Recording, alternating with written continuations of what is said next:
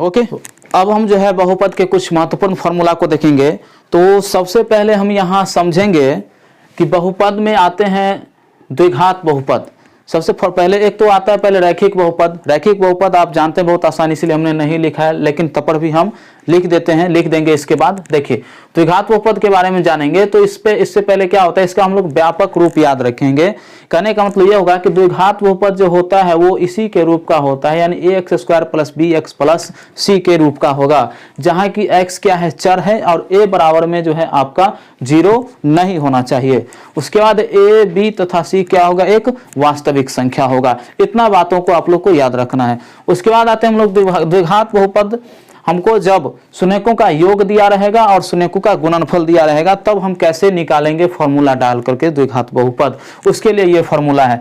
तो alpha beta यानी कहने का मतलब शून्यकों का योग है, और अल्फा बीटा है आपका शून्यकों का गुणनफल। जितना घात रहेगा उतना समझिए उसका हल होगा। द्विघात बहुपद है यानी x के पावर में 2 है, तो 2 इसका हल होगा। ठीक है, शून्यकों का योग है और शून्यकों का गुणनफल है। तो यहां पर आते हैं द्विघात बहुपद बराबर फॉर्मूला हमने लिखा है x² - alpha + beta × x + alpha beta. इस फॉर्मूला को आप लोग याद करके रखेंगे तो क्या होगा, यहां से आपको जो है द्विघात बहुपद आसानी से निकल जाएगा। उसके बाद आते हैं हम लोग अल्फा + बीटा। ये शून्यकों का योग है, हिंदी में भी कहीं कहीं पर लिखा रहेगा शून्यकों का योग बराबर क्या होता है, तो -b/a होता है। शून्यकों का गुणनफल बराबर क्या होता है, तो c/a होता है। आप लोग स्क्रीनशॉट आसानी से ले लीजिए। ठीक है, एक बात पूछा जाता है कि रैखिक बहुपद यानी जिसका घात 1 हो, रैखिक बहुपद का व्यापक रूप क्या होता है, तो ax + b होता है। ax + b होता है रैखिक बहुपद का व्यापक रूप। इस बातों को आप लोग जो है याद रखिएगा।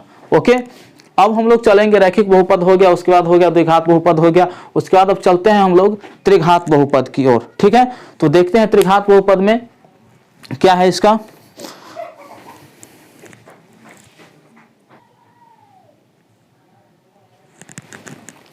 चलिए, रैखिक बहुपद में जो है एक बात और याद रखिएगा कि रैखिक बहुपद में इसका शून्यकों की संख्या कितना होगा, 1 होगा, और इसका फॉर्मूला जो हो जाएगा आपका क्या हो जाएगा, शून्यकों का योग हो जाएगा, -b/a हो जाएगा। इसका फॉर्मूला आप लोग निश्चित रूप से याद रखिएगा। जैसे इसका शून्यक पूछते, x बराबर पूछते, तो क्या फॉर्मूला लगाइएगा आप लोग, -b/a।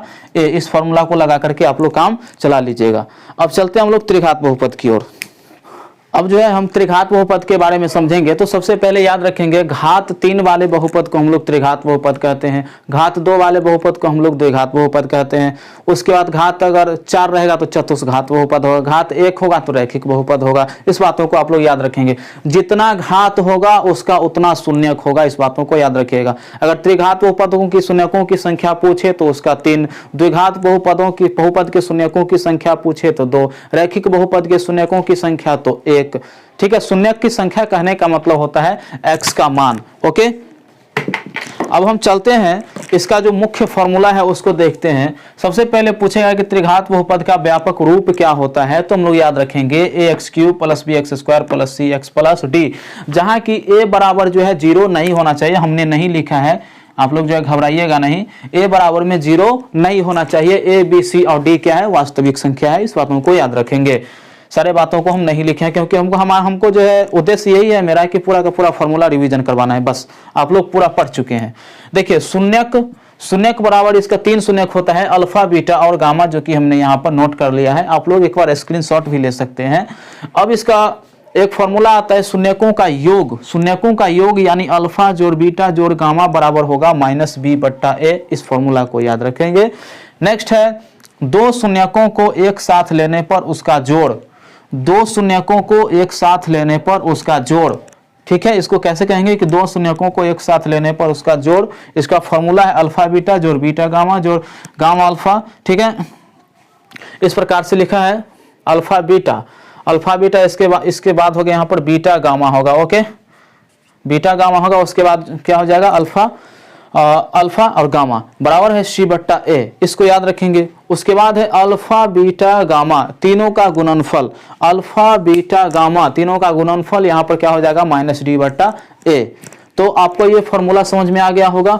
और एक इसका जो मुख्य फॉर्मूला है वो फॉर्मूला ये है कि त्रिघात बहुपद निकालने का सूत्र ये पूछा जाता है, कभी कभी पूछ देता है। ये तीनों शून्यक दे दिया जाएगा और कहेगा कि त्रिघात बहुपद निकालिए। क्या इसका त्रिघात बहुपद होगा, उसका फॉर्मूला भी हम लोग देखेंगे।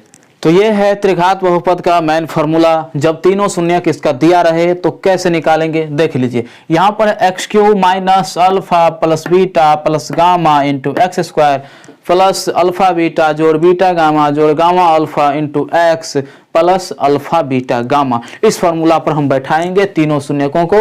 इसका जो है आंसर आपके सामने निकल जाएगा। ओके, तो आशा करते हैं कि ये बहुपद का और वास्तविक संख्या का दोनों का जो है फॉर्मूला आप लोगों को समझ में आया होगा। कहां पर कैसे अप्लाई करेंगे आप लोग अच्छे तरीका से पूरा साल भर पढ़े हैं। हम एग्जाम के दृष्टिकोण से ये वीडियो बना रहे हैं ताकि एक बार आप जो है रिवीजन कर लीजिए पूरा का पूरा चैप्टर का फॉर्मूला। ओके।